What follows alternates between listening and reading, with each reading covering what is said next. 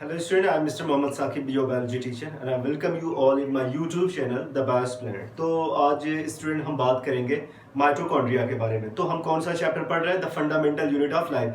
हर चीज़ को हम डिटेल में पढ़ने की कोशिश कर रहे हैं। इसमें से जो एनसीईआरटी आपकी दी है उसमें से कोई भी ऐसा टर्म जो आपका छूट जाए, मैं कोशिश कर रहा हूँ कि कोई भी टर्म सिंगल टर्म भी ना वहाँ पे छूटे। ओके, मैं सारी चीज़ों को यहाँ पे कवर करने की कोशिश कर रहा हूँ और विद इन टाइम इन सारी चीज़ों को हम कवर भी कर लेंगे, आई होप।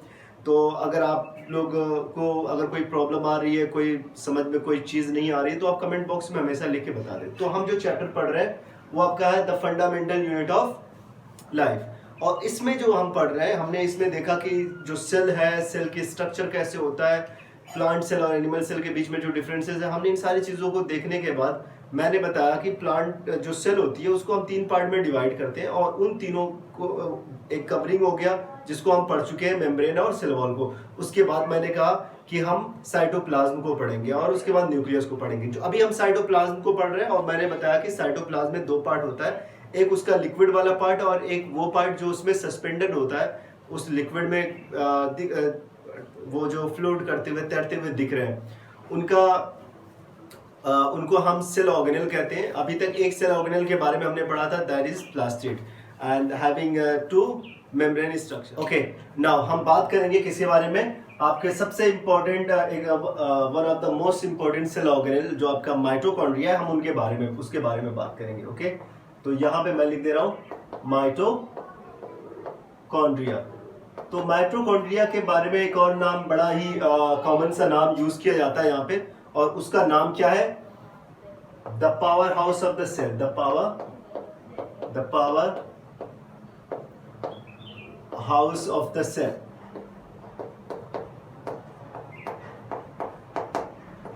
तो हम बात कर रहे हैं power house of the cell means mitochondria के बारे में बात कर रहे हैं। डायग्राम मैंने यहाँ पे पहले ही बनाया हुआ है। इनका जो शेप होता है वो रॉड शेप होता है और ये काफी टाइम पहले इनको डिस्कवर कर लिया गया था। ऑलमोस्ट 1880 में डिस्कवर किया गया था। एक साइंटिस्ट थे, उनका नाम था Kolliker. Let me right it. एक साइंटिस्ट थे, उनका नाम था कोलिकर। तो कोलिकर ने 1880 में सबसे पहले जो इंसेक्ट होते हैं, जो आपका इंसेक्ट होता है, इंसेक्ट में होती है स्ट्रिएटेड मसल। आपने मसल के बारे में पढ़ा, मैंने पहले उसकी एक टिश्यू चैप्टर को कंप्लीट करा दिया है। स्ट्रिएटेड मसल में सबसे पहले उन्होंने देखा था किसको? First time was discovered by Kolliker in 1880।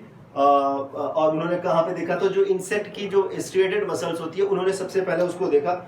उसके कुछ टाइम बाद, ऑलमोस्ट 10 साल बाद, एक और साइंटिस्ट थे आल्टमान, काफी फेमस ये लोग हैं और बहुत सारे इनके साथ डिस्कवरीज और बहुत सारे रिसर्च से ये जुड़े हुए थे। तो इन 1890 इन्होंने एक टर्म दिया इसके लिए, बायोप्लास्ट टर्म दिया। इन पे रिसर्च किया और इसका नाम क्या दे दिया? बायोप्लास्ट दे दिया। लेकिन कुछ टाइम बाद ऑलमोस्ट 7 इयर्स लेटर एक साइंटिस्ट थे जिनका नाम था सी बेंडा।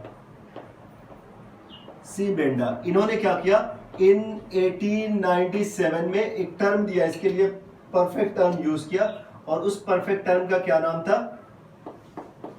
माइटोकॉन्ड्रिया। तो माइटोकॉन्ड्रिया टर्म किसने दिया? माइटोकॉन्ड्रिया। तो माइटोकॉन्ड्रिया जो टर्म है वो सी बेंडा ने 1897 में दिया था। तो ये तो एक शॉर्ट डिस्कवरी और उससे रिलेटेड रिसर्च के बारे में है जिसने इनके बारे में पता किया। अब हम नेक्स्ट बात करने जा रहे हैं ये मैट्रिक्स ये जो आपका दिख रहा है यहाँ पे, माइटोकॉन्ड्रिया जो आपका दिख रहा है, ये माइटोकॉन्ड्रिया का स्ट्रक्चर क्या होता है? चीजें क्या क्या दिखती हैं? चीजें कौन सी इसमें दिखती हैं? हम उनके बारे में बात करते हैं। अब देखो, ये आपके डबल मेम्ब्रेनस स्ट्रक्चर, क्योंकि अभी हम डबल मेम्ब्रेनस स्ट्रक्चर के बारे में बात कर रहे हैं, तो इसमें हमने किसके बारे में बात की? प्लास्टिड के बारे में बात की। उसके बाद अब बात करेंगे किसके बारे में? माइटोकॉन्ड्रिया के बारे में। तो माइटोकॉन्ड्रिया में भी 2 मेम्ब्रेन पाई जाती है। सबसे आउटर जो बाहर वाली मेम्ब्रेन होती है, हम इसको लिख सकते हैं यहाँ पे आउटर मेम्ब्रेन, और इनर जो मेम्ब्रेन होती है बहुत ही इंपॉर्टेंट होती है क्योंकि वहां पे बहुत सारे रिएक्शंस होते हैं। ये इनर मेम्ब्रेन ऐसी मेम्ब्रेन होती है जहाँ पे ढेर सारे केमिकल होते हैं जो बहुत सारे रिएक्शंस को फैसिलिटेट करते हैं। तो जो इम्पोर्टेंट है कौन सी मेम्ब्रेन, इनर मेम्ब्रेन बहुत ही इंपॉर्टेंट है। तो इनर मेम्ब्रेन क्या करती है, जितनी बड़ी इनर मेम्ब्रेन होगी उतना ज्यादा फंक्शन को परफॉर्म करेगी। तो नेचर ने क्या किया, इनर मेम्ब्रेन को बड़ा कर दिया, कम जगह में उसने क्या कर लिया, बड़ा कर दिया। वो ढेर सारे ऐसे मुड़ के फिंगर लाइक प्रोजेक्शन बना के उन्होंने अपना लेंथ जो है उसकी बड़ी होगी। तो इनर मेम्ब्रेन साइज में या फिर लेंथ में क्या होती है, ज्यादा लंबी होती है। ऐसे इस तरह से बार बार मुड़ जा रहे हैं, तो इसकी वजह से उनकी लेंथ ज्यादा हो गई और ज्यादा से ज्यादा रिएक्शंस में इन्वॉल्व होते हैं। तो अंदर वाली जो लेयर होती है इसको कहते हैं, देखो इस तरह से जो आपकी लेयर दिख रही है ये अंदर की तरफ फोल्ड हो गए, फिंगर लाइक प्रोजेक्शन बना दे रहे हैं। तो ये आपकी कौन सी मेम्ब्रेन है, ये आपकी हो गई इनर मेम्ब्रेन। तो आपकी एक आउटर मेम्ब्रेन हो गई और एक इनर मेम्ब्रेन हो गई। जो जहां पे ये मुड़ा हुआ होता है उस मुड़े हुए स्ट्रक्चर को या फोल्डेड स्ट्रक्चर को हम कहते हैं क्रिस्टी। उस फोल्ड स्ट्रक्चर को हम कहते हैं क्रिस्टी। अब उसके अलावा यहाँ पे जो एक इसके अंदर लिक्विड जो पाया जाता है, जो फ्लूइड पाया जाता है, उस फ्लूइड का नाम है मैट्रिक्स। केनू रीव्स वाली मैट्रिक्स नहीं, जो मूवी आपने देखी है वो वाली मैट्रिक्स नहीं है, बल्कि ये अपना एक ग्राउंड सब्सटेंस है। इस ग्राउंड सब्सटेंस को मैट्रिक्स कहते हैं। प्लास्टिड का आपने ग्राउंड या क्लोरोप्लास्ट का आपने ग्राउंड सब्सटेंस जब पढ़ा था तो उसमें देखा था उसके ग्राउंड सब्सटेंस का क्या नाम था, उसके ग्राउंड सब्सटेंस का क्या नाम था, स्ट्रोमा। लेकिन माइटोकॉन्ड्रिया के ग्राउंड सब्सटेंस का क्या नाम है, मैट्रिक्स। देखो एक्चुअली माइटोकॉन्ड्रिया रॉड शेप का होता है, इस तरीके से होता है। हमने उसको बीच में से ऐसे वर्टिकली उसे क्या कर दिया है, कट कर दिया, सेक्शन कट किया, और उसकी वजह से ये इस तरीके का उसका स्ट्रक्चर देखने को मिल रहा है यहाँ पे, और हम सारी चीजों को यहाँ पे देख पा रहे हैं। कहते हैं जहाँ पे बहुत सारे इंपॉर्टेंट रिएक्शन हो गए, अब उनकी यूज के बारे में बाद में बात करें। अभी हम स्ट्रक्चर को समझ लेते हैं। तो क्या है, हमारा आउटर मेम्ब्रेन हो गई, हमारी इनर मेम्ब्रेन हो गई, ग्राउंड सब्सटेंस को हमने मैट्रिक्स का, इसमें जो फिंगर लाइक प्रोजेक्शन जो दिख रहा है जहाँ पे इनर मेम्ब्रेन जो होती है फोल्ड हो जा रही है, उस स्ट्रक्चर को हम क्रिस्टी कहते हैं।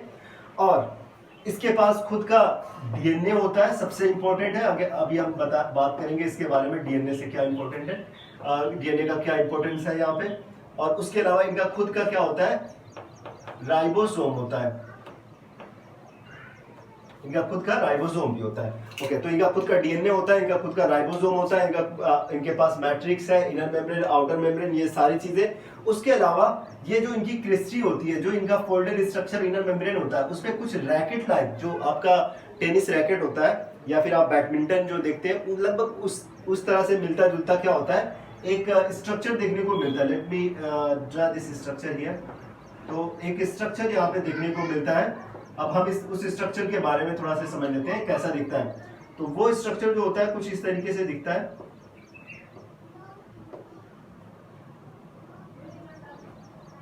ये इस तरीके का उनका स्ट्रक्चर होता है, जो कहाँ पे अटैच्ड होता है, वो क्रिस्टी पे अटैच्ड होता है या फिर इनर मेम्ब्रेन पे अटैच्ड होता है। तो सबसे लोअर पार्ट को हम कहते हैं base, this is the base part, इसे हम बेस कहते हैं। इसको हम कहते हैं F0 पार्टिकल, 3 पार्ट होते हैं, और ये होता है F1 पार्टिकल। तो F1 पार्टिकल यहाँ पे इंपॉर्टेंट है, हम उसको आगे समझेंगे। अब ये हो गया हमारा माइटोकॉन्ड्रिया। तो माइटोकॉन्ड्रिया का स्ट्रक्चर हमें साफ दिख रहा है। इस पार्ट को, एक चीज और, पूरे कंप्लीट पार्ट को हम ऑक्सीसोम कहते हैं। दिस इज द ऑक्सीसोम, तो इसी को ऑक्सीसोम भी कहा जाता है। तो हम माइटोकॉन्ड्रिया को अच्छे से समझ लेते हैं। यहाँ पे हमने डायग्राम बनाया, डायग्राम के हर डिफरेंट स्ट्रक्चर को हमने समझा कि वो स्ट्रक्चर क्या होता है। अब हम बात करते हैं इनके बारे में कि इनका फंक्शन क्या होता है। देखो, इनको power house of the cell कहा जाता है। जब हम रेस्पिरेशन करते हैं, जब हम सांस लेते हैं, तो जो हमारी ऑक्सीजन होती है, ये कहाँ पे जाती है, हमारे हर सेल तक पहुंचती है। और हर सेल में जाने के बाद, स्पेशली हमारी बॉडी में मैं बात कर रहा हूँ, ह्यूमन के बॉडी में, या फिर हमारी जो बॉडी होती है उसके बारे में बात कर रहा हूँ, जहाँ पे यूकैरियोटिक सेल होती है, तो उन सेल के अंदर आपका माइटोकॉन्ड्रिया, क्योंकि माइटोकॉन्ड्रिया जो होती है प्लांट सेल, एनिमल सेल, दोनों के अंदर पाई जाती है। तो वहां पे पहुंचने के बाद क्या होता है कि जो ऑक्सीजन सेल के अंदर गई, सेल के बाद ये कहाँ पे इंटर हो जाती है, माइटोकॉन्ड्रिया में इंटर हो जाती है। और किस में हेल्प करती है, ग्लूकोज को ब्रेक करती है। ये किसको ब्रेक करती है, ग्लूकोज को कंप्लीट ब्रेक करती है। जब ग्लूकोज को ब्रेक करेगी तो इसमें से ग्लूकोज जो होता है CO2 प्लस H2O में ये ब्रेक हो जाता है। और जब ये CO2 और H2O में ब्रेक होता है, तो इनके बॉन्ड्स जब ब्रेक होते हैं, तो बॉन्ड से इनकी एनर्जी रिलीज होती है, और वो एनर्जी जो होती है उसको हम लिखते हैं ATP में। मैं एटीपी का यहाँ पे फुल फॉर्म लिख दे रहा हूँ। तो जैसे एनर्जी जो जनरेट हुई, जो एनर्जी आपकी निकली यहाँ पे इनके ब्रेक होने से, वो एनर्जी किस फॉर्म में रिलीज हुई? एटीपी की फॉर्म में रिलीज हुई। और ये एटीपी जो होती है स्टोर हो जाती है उसी माइटोकॉन्ड्रिया में स्टोर हो जाती है। तो माइटोकॉन्ड्रिया में उसको ब्रेक किया गया और माइटोकॉन्ड्रिया में इसको क्या किया गया?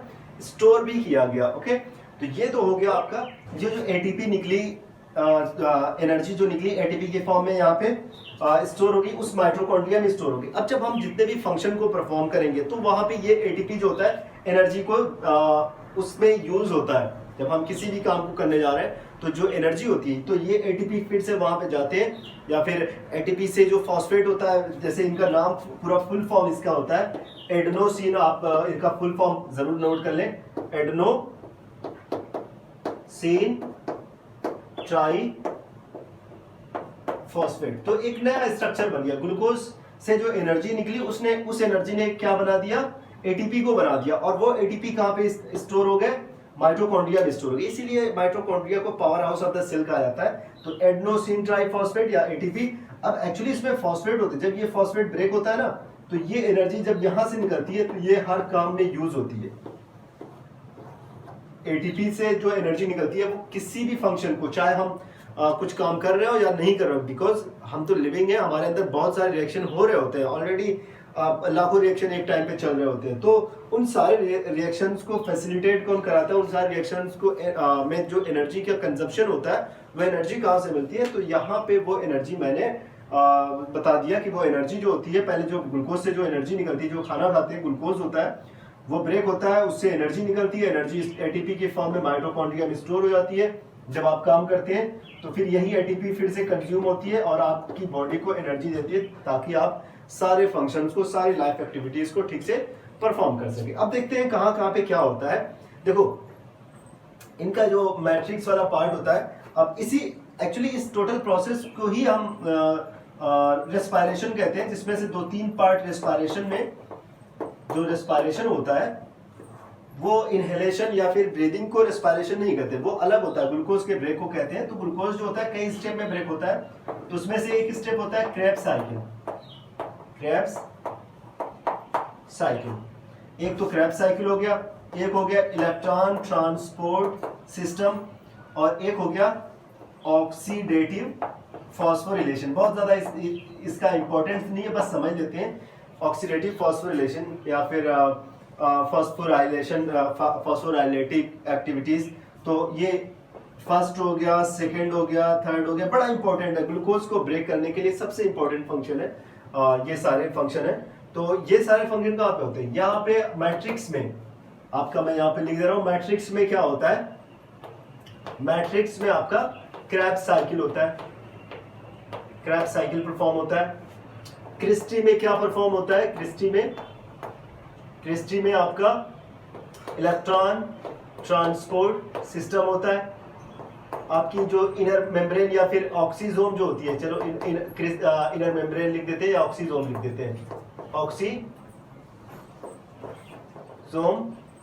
जिसमें F1 पार्टिकल है, ओके, जिसमें F1 पार्टिकल, इस F1 पार्टिकल में एक एंजाइम होता है जो हेल्प करता है एटीपी को प्रोड्यूस करने में। तो ये सारा जो फंक्शन है ना इसका, माइटोकॉन्ड्रिया बड़ा ही इंपॉर्टेंट। जब आप क्लास 11 में जाएंगे, आप प्लांट रेस्पिरेशन के बारे में पढ़ेंगे तो देखेंगे कितने ढेर सारे रिएक्शन की सीरीज पाई जा रही है।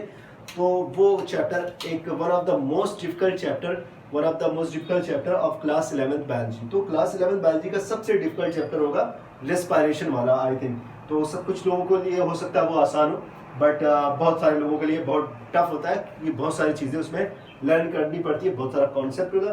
तो माइटोकॉन्ड्रिया को अगर आप अच्छे से समझ जाएंगे तो वहां पे काफी हद तक आपको हेल्प मिलेगी इस चीज को समझने के लिए। ओके, तो आज का लेक्चर मैंने जो बताया है वो माइटोकॉन्ड्रिया के बारे में। माइटोकॉन्ड्रिया को आपने समझा, उसकी डिस्कवरी, उसके स्ट्रक्चर और उनके फंक्शंस को हमने समझा। हर सेल में पाया जाता है, चाहे वो प्लांट सेल होती है, चाहे एनिमल सेल होती है, सब में पाया जाता है। हम जो प्रोकैरियोटिक सेल होती है, जैसे कि बैक्टीरियल जो सेल होती है, क्योंकि वो प्रोकैरियोटिक है, उनके अंदर कोई भी ऑर्गेनेल ऐसा नहीं होता जिनमें मेम्ब्रेन पाए जाते हैं। तो ये मेम्ब्रेन लेस सिर्फ उनमें ऑर्गेनेल पाए जाते हैं। बट यहाँ पे हमने माइटोकॉन्ड्रिया को समझा। आई होप कि आप सारे लोगों को ये चीज समझ में आ गई। कहीं पे कोई प्रॉब्लम है तो आप जरूर मुझे बताएं, कमेंट बॉक्स में लिखें, वीडियो को लाइक करें और शेयर करें। और कहीं जैसे कोई दिक्कत आ रही है वीडियो को समझने में, तो उसे पॉज करके आप उसे रोक कर 2 बार भी देख सकते हैं, 3 बार भी देख सकते हैं, तो ये आपके लिए आसान हो जाएगा। चलो आज के लेक्चर में बस इतना ही। Thank you so much.